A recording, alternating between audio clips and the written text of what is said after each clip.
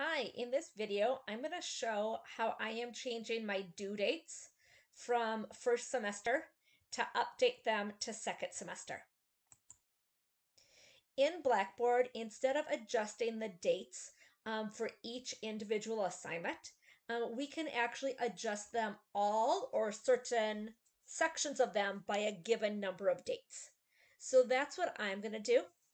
And what I started out with was figuring out how many days I had to adjust by.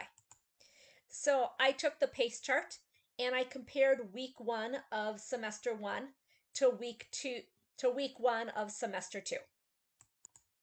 So an end date of 9/15 versus an end date of February 7th.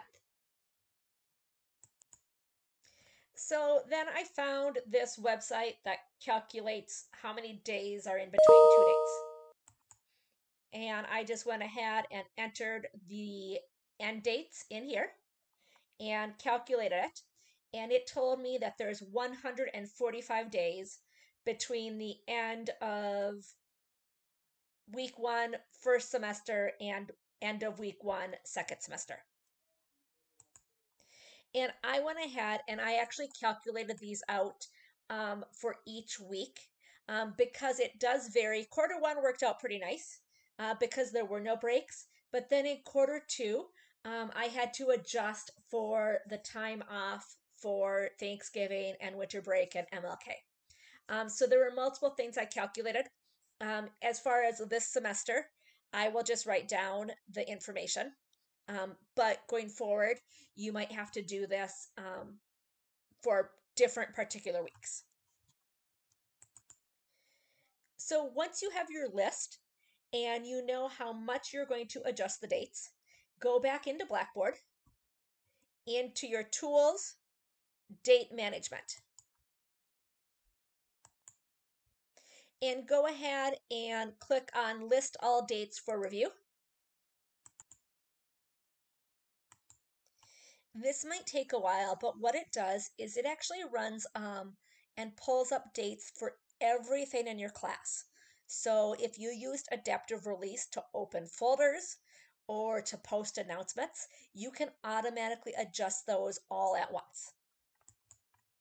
So what I found easiest to do is to just go through one page at a time. So on this page, I'm going to do the getting started. And anything that was from quarter 1, since quarter 1, I can adjust everything by 145 days. So on page 1 of my list, this ended up being my getting started and my week 1 assignments. Then you click on adjust dates, either at the bottom or the top. And I'm going to adjust those 8 items I selected by 145 days and then click go. And then you can verify that now my week 1 and getting started items are now due on February 7th. Okay, so it updated those for me. So I'm going to continue now and do that for weeks 2 through 8. So on page 3, I had selected different items from weeks 4 through 12. 2 through 4. Again, I'm going to adjust those by 145 days.